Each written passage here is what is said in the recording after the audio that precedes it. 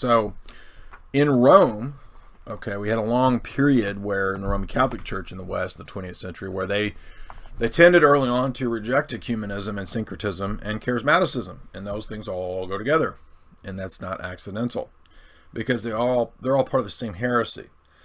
And so this idea that we can have this generic monotheism based on generic ideas, right? And we can, the Jew and the Hindu, well, I guess you could throw the Hindu in there because some of them are monotheists.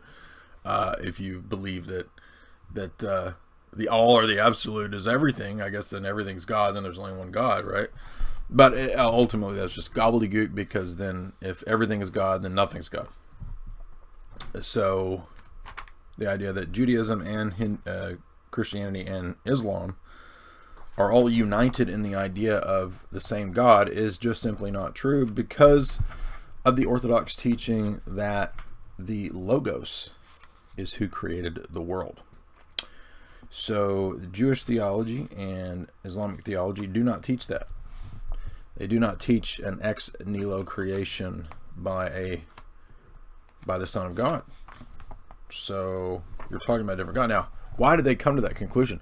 Well, I can tell you that when you read the horrible apologetic work known as the Summa Contra Gentiles of Thomas Aquinas, the entire first volume of that Summa is dedicated to doing apologetics on the basis of the idea of generic theism. But you see, there's no such thing as generic theism. There's no generic idea of God, quote unquote, that everyone shares that is a starting point for philosophy or for theology. The only God that exists is the God of the Bible. The God of Abraham, Isaac, and Jacob, who's a personal God. And that personal God is the God who promised a Messiah who would be his own son. The triune God, you see. And that's why Orthodox theology and tradition has the, quote, Old Testament saints as icons, right? I bought an icon of Daniel because I love the book of Daniel when I was at the shrine of St. Photius in Florida, because I know that Orthodox theology doesn't teach that there is a Masonic generic theism known as little g God that all the religions share. That's just simply not true. Now, yeah, there are some fuzzy aspects of things, because in a sense, like say when an Islamic person, for example, speaks of Allah. Now, if you go to the Orthodox liturgy in Arabic, it also uses Allah. But that does not mean that the Orthodox person and the Muslim are both worshiping the same deity, because they have radically different views of what that deity is and who he does, what he does. The Orthodox view is that God is distinct from his operations, essence, energy distinction, and that he's personal, and that you can know him principally through the Logos, the Son of God. Islamic theology teaches that you don't have a personal relationship with God based on love and theosis. You have a master-slave relationship to God. And you just simply obey because you're supposed to. And you don't literally commune with that deity. You don't participate in his deifying life, light, and energies. Because it's not really ultimately possible to talk about that God as, quote, personal, because that would be a kind of idolatry. So, like Judaism, Islam believes in absolute divine simplicity, which makes God ultimately unknowable, untouchable, and unreachable, and ultimately leads to atheism. And so, Islam, as St. John of Damascus says, is a heresy. And it might more properly be called a heresy, precisely because it does try to have some view of Christ, which is kind of Nestorian, basically.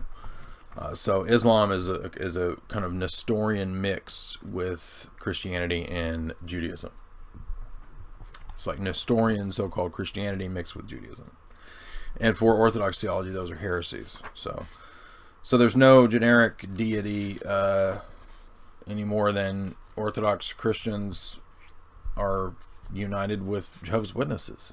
I mean, give me a break. Any more than Orthodoxy is united with Mormonism or Scientology. Okay.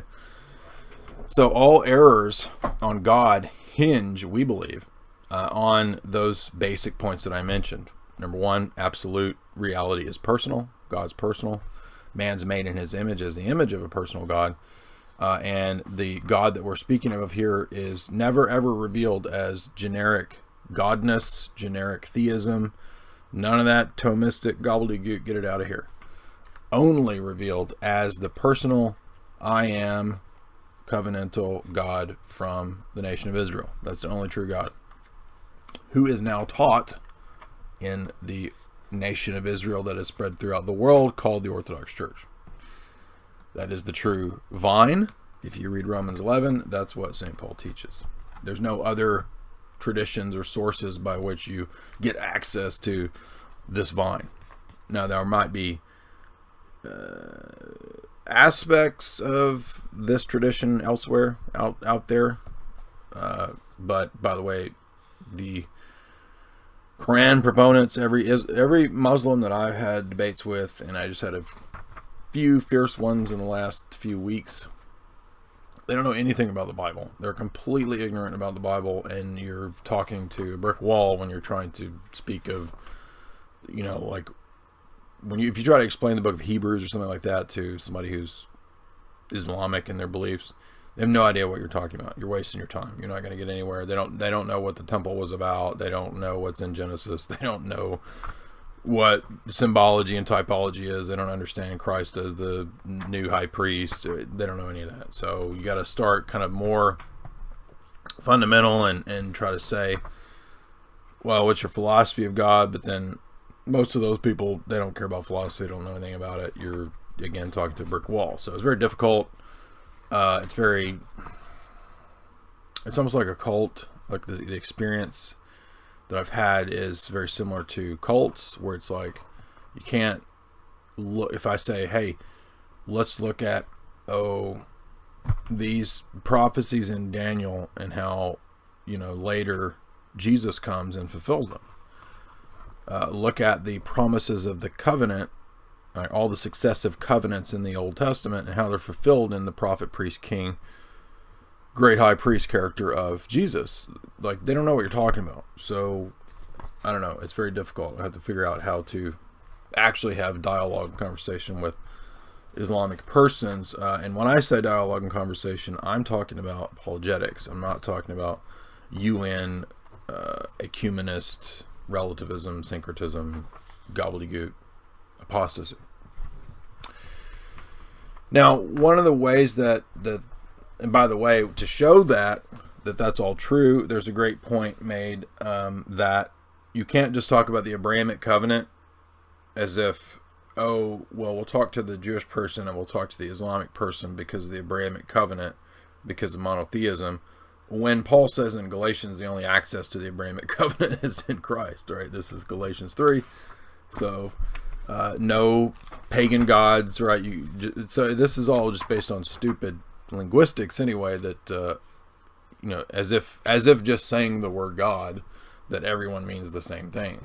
No, they don't. I mean, I might say, there's one God and he's Satan. There's one God, but it's Lucifer.